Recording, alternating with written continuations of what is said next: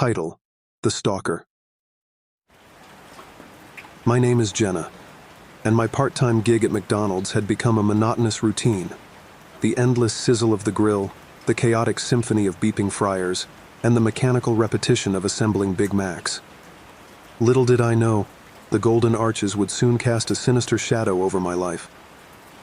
One chilly night, as I wiped down the counters and bid farewell to my coworkers, I felt an unease settle in the pit of my stomach. The late shift had dragged on longer than usual, and the empty parking lot outside was shrouded in an eerie silence. I dismissed my unease as the product of exhaustion and the solitary atmosphere, but little did I know, a malevolent presence lurked in the darkness.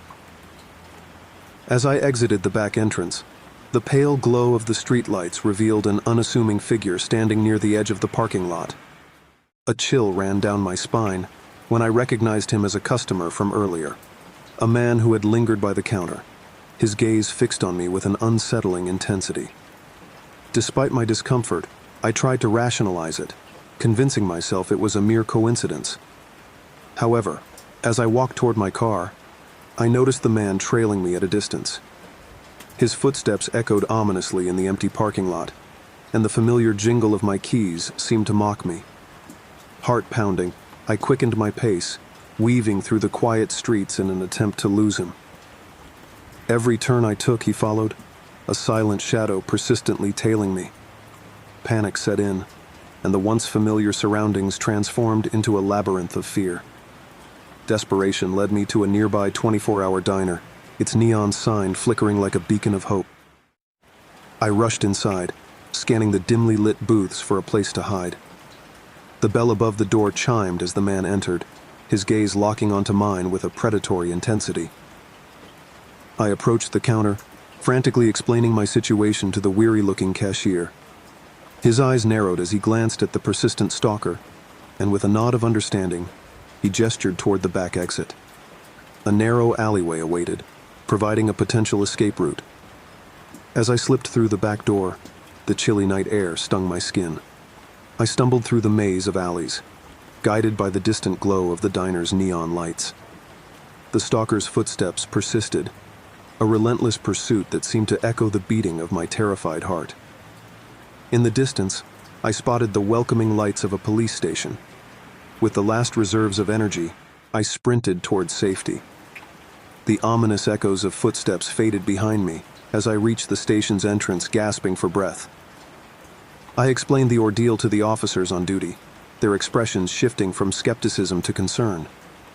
The police accompanied me back to the diner, only to find it deserted. The stalker had vanished, leaving no trace of his presence. Despite the lack of physical evidence, the officers assured me they would increase patrols in the area. Days turned into sleepless nights as paranoia gripped me. The golden arches that once symbolized familiar comfort now harbored a haunting memory. I couldn't shake the feeling of being watched, and the stalker's face lingered in the recesses of my nightmares. The night shift at McDonald's had transformed into a waking nightmare, and the relentless pursuit of that shadowy figure remained an enigma, a chilling reminder that the line between routine and horror could blur in the most unexpected of places. Title: The Crazy Mom. As I stepped out of the fluorescent-lit confines of McDonald's, I breathed in the cool night air, feeling the weight of my shift slowly lifting off my shoulders. The relief, however, was fleeting. I noticed her the moment I stepped onto the sidewalk, an unkempt figure lurking in the shadows. At first, I dismissed her as a passerby, but something about her sent a chill down my spine. Her disheveled hair and wild eyes bore into mine, a chilling intensity that made me quicken my pace. I pulled my jacket tighter around me, attempting to shake off the unnerving feeling that she was following me. The neon lights of the city street flickered ominously, casting eerie shapes on the pavement. Every time I stole a glance over my shoulder, she was there keeping pace, her eyes fixed on me like a predator tracking its prey. My heart raced, and I could feel panic rising within me. I hurried through the winding streets, trying to lose her, but she matched my every move. With each passing block, her presence felt more suffocating, as if the darkness itself was aiding her pursuit. I turned a corner into an alley, hoping to evade her, but she was relentless. "Stop, please, stop!" Her voice echoed through the narrow passage, a haunting plea that sent shivers down my spine. I dared not look back, fearing what I might see. My mind raced with terrifying possibilities. What did she want? Why was she following me? I reached for my phone, fingers trembling, ready to call for help. But in the dimly lit alley, my phone's screen remained ominously dark. Desperation consumed me as I sprinted toward the main road. The familiar glow of streetlights offered a semblance of safety, but the fear that gripped me refused to loosen its hold. I glanced back one last time, only to see her silhouette disappearing into the night. Gasping for breath, I finally made it home, the adrenaline still coursing through my veins. I locked every door and window, my mind racing with unanswered questions. Who was she? What did she want from me? Days turned into nights, yet the memory of that haunting encounter lingered. I avoided the late shifts at McDonald's, fearing her reappearance, but despite my precautions, I couldn't shake off the feeling of being watched. Then one evening, while watching the news, a chilling revelation froze my blood. The screen displayed a photo, a woman, disheveled and wild-eyed, the same woman who had been haunting my nightmares. The headline revealed her identity: a mother gone mad, her child abducted years ago. She believed I was the key to finding her missing child, and had mistaken me for someone else. The realization struck me like a bolt of lightning. Her relentless pursuit wasn't out of malice, it was the frantic desperation of a grieving mother. She had vanished into the night, still searching for her lost child, leaving me to grapple with the horror of an encounter where reality was more terrifying than any ghostly apparition. Title: Weird Clown.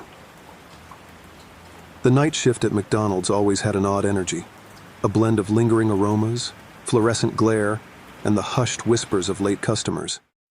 Closing time approached, and as I started tidying up, a peculiar unease began to settle in. I glanced out the window and noticed a figure standing under the flickering streetlight. A chill ran down my spine as I saw the silhouette, a person in a tattered clown costume. My heartbeat quickened, and a sense of foreboding washed over me. Despite my growing apprehension, I finished up and stepped outside, eager to head home. The parking lot was almost deserted, the only sound the distant hum of a passing car. As I hurried toward my car, I heard a voice, a low murmur that sent shivers down my spine. "Hey, you there? Wait up." I spun around to see the clown figure, now closer, waving frantically. There was something unsettling about their erratic movements, the way they clutched at something hidden beneath the oversized costume. Panic surged through me, urging me to run, but a morbid curiosity held me in place. As the figure drew nearer, I noticed a glint of metal, a gun, held loosely in their hand. My heart hammered in my chest as I assessed my options. I couldn't outrun them, and there was nowhere to hide. I swallowed hard, trying to reason with the rising tide of fear. "What do you want?" I managed to choke out, my voice barely audible. The clown's painted smile widened into a twisted grin, a sight that sent a wave of dread crashing over me. They spoke in a voice that oozed madness, words dripping with malice and unpredictability. "I just want to play a little game. Come back inside with me and we'll have some fun." The hairs on my neck stood on end. There was no reasoning with this deranged individual. I fumbled for my keys, my mind racing for a way out. But before I could react, the clown took a menacing step forward, the gun now pointed in my direction. Panic surged, adrenaline flooding my veins. I bolted toward the restaurant, my heart pounding in my ears. Desperation fueled every step as I barged back inside, hoping to find safety or someone to help. But the eerie silence within was unnerving. The clown followed close behind, their echoing laughter filling the empty space. My eyes darted around, searching for any means of escape. I made a dash for the employee area, hoping to find a phone or a way to lock myself in. With trembling hands, I punched numbers into the phone, praying for a connection. 911, what's your emergency? The relief was short-lived as the clown's laughter grew louder, drawing closer. I hid in a storage closet, clutching the phone to my ear, desperately pleading for help. Minutes dragged like eternity as the operator assured me that help was on the way. But the door to the closet creaked open, and the clown's crazed eyes met mine, the gun now inches away. In that moment, terror consumed me. The echoes of my own screams mingled with the haunting laughter of the crazed clown, a nightmarish symphony in the confines of a fast food restaurant, a chilling reminder that sometimes the horrors that haunt us are all too human. Title: Creepy Man. The bright artificial glow of McDonald's felt oddly comforting as I navigated through the late-night rush. Working the evening shift was a routine, but that night, something felt off-kilter. As I manned the counter, taking orders and serving customers, I noticed him, an older man with a slightly disheveled appearance, his gaze lingering a little too long on me. At first, his attempts at conversation seemed harmless, albeit a bit too familiar. I smiled politely, trying to maintain professionalism while subtly signaling that I was here to work, not engage in small talk. But his persistence was unsettling. He kept returning to the counter, offering compliments that straddled the line between flattering and uncomfortable. Each interaction left me feeling more unnerved, his comments becoming increasingly forward and inappropriate. My attempts to divert the conversation to the menu or the weather fell on deaf ears. He seemed fixated on engaging me in conversation, ignoring my discomfort as he tried to flirt and charm his way into my world. The atmosphere in the restaurant began to feel suffocating, his presence a looming discomfort that refused to dissipate. I felt trapped behind the counter, forced to maintain a veneer of politeness, while internally screaming for a way out. As the night wore on, his advances grew more aggressive, his words dripping with a predatory intent that made my skin crawl. Panic simmered beneath the surface as I searched for an exit strategy, desperately avoiding his invasive attempts at closer contact. My heart raced, and I scanned the restaurant for any sign of help. I longed for a colleague to intervene, to provide a reprieve from this unnerving encounter, but the late hour left me alone at the front. Summoning all the courage I could muster, I firmly but politely requested that he refrain from making such comments and focus on his order. But he persisted, his tone turning sinister as he leaned in closer, his unwanted advances escalating. Suddenly, a savior arrived in the form of a regular customer who noticed the tension. Sensing my discomfort, they intervened, striking up a conversation with the persistent man and subtly directing his attention away from me. Taking advantage of the distraction, I quickly excused myself to the back, seeking refuge in the break room. My hands trembled as I dialed my manager's number, explaining the unsettling encounter and requesting assistance. The manager promptly arrived, handling the situation with a firm but diplomatic approach, escorting the man out of the restaurant.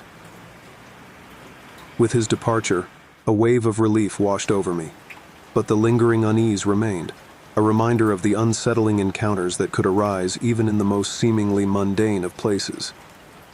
The night eventually ended, but the memory of that persistent and unsettling encounter at the counter lingered, a chilling reminder of the discomfort and vulnerability that sometimes comes with working in the public eye.